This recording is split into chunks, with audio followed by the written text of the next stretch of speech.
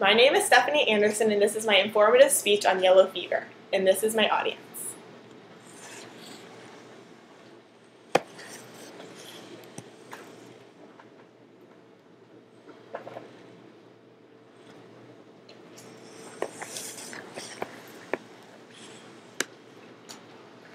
Yellow fever is an acute viral hemorrhagic disease that is transmitted by mosquitoes.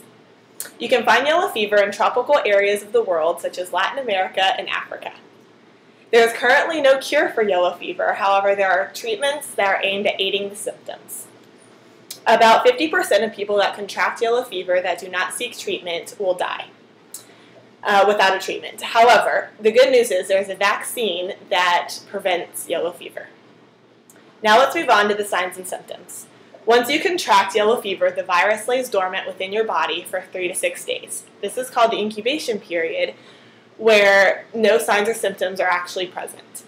After this, the first acute phase happens within 3 to 4 days, and this is characterized by fever, nausea, vomiting, headaches, and backaches.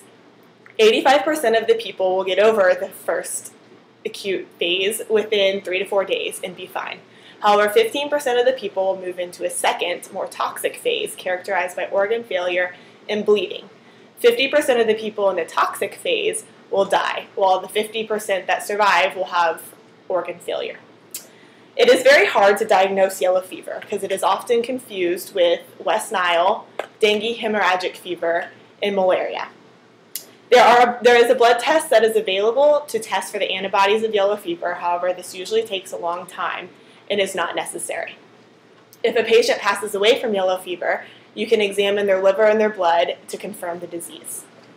There are 900 million people approximately in the world today that are at risk for yellow fever.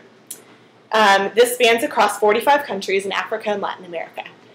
People in Asia are also at risk for yellow fever, even though there has never been an outbreak there because the conditions for transmission are present.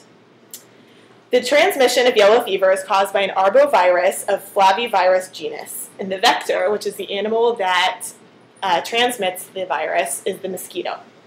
There are 3 different types of transmission cycles.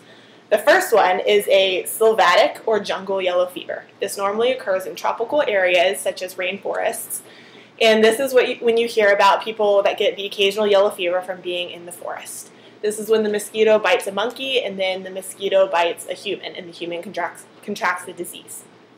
The second transmission cycle is intermediate yellow fever, and this occurs in humid parts of Africa.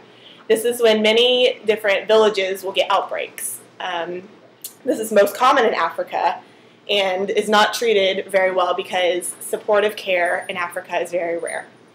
The third and last transmission cycle of yellow fever is urban yellow fever, and this is when infected people introduce yellow fever virus to unimmunized people. This is when the mosquito bites an infected person and then bites someone that is not immunized against yellow fever, and this is when big epidemics occur. Like I said before, there is no cure for yellow fever, but there are treatments that are aimed at the symptoms. This includes supportive care, which is usually rare in rural areas because poor countries such as Africa do not have supportive care. This is aimed at treating dehydration and easing the patient's pain. Many times infections go along with yellow fever, and so antibiotics can be distributed for those. There are many types of different preventions for yellow fever, the main one being a vaccine. Vaccinations are required if you're traveling to a place such as Africa or Latin America or any place that is known for yellow fever. Anyone living in an at-risk location should also get a vaccine. Vaccines are safe and affordable, and once you're immunized, you have immunity within a week, and it lasts for 35 years. There are generally no side effects to this vaccine, so there's no downside to getting it. If vaccines are not available, you can employ mosquito control, which includes nets or like mosquito nets when you sleep, or you can spray insecticides where mosquitoes breed. You should always be prepared for an epidemic, and the most important way is prompt detection. Prompt detection is vital in eliminating the effects of an epidemic. The World Health Organization mandated that every country that is at risk for yellow fever make one laboratory in their country to test for yellow fever in blood. One case of yellow fever is considered an outbreak, so yellow fever is a very serious disease. In conclusion, it is important to be informed before you travel to areas that are prevalent with yellow fever.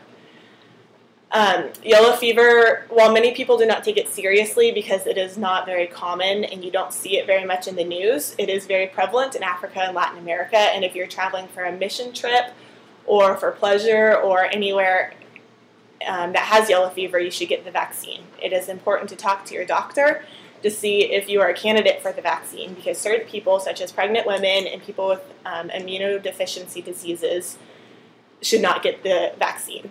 It is important that babies do not get the vaccine, but young children, such as toddler age, should get the vaccine, especially if they live in an area prevalent with yellow fever. In conclusion, it is important to be informed before traveling or living in an area with yellow fever, because yellow fever is a very serious disease. Now I will take any questions.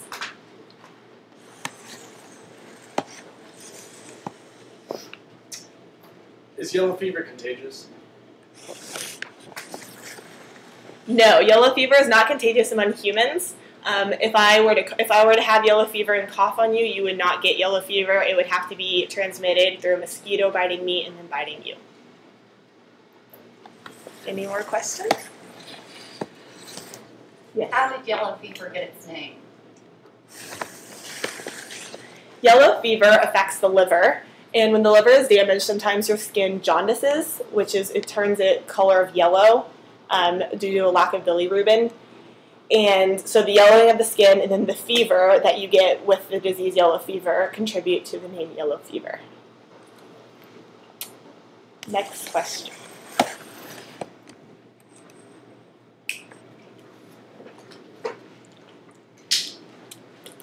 Why do you suppose that yellow fever, there is no treatment for the symptoms for yellow fever, and that there are treatment for the symptoms for yellow fever and not for the disease itself?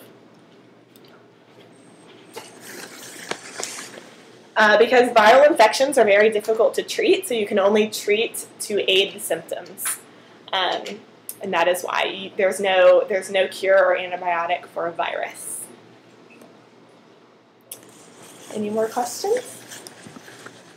Yes. When was the last outbreak of yellow fever in the United States? The last epidemic of yellow fever in the United States was in New Orleans in 1905. If there are no more questions, that concludes my informative speech on yellow fever. Thank you very much for listening.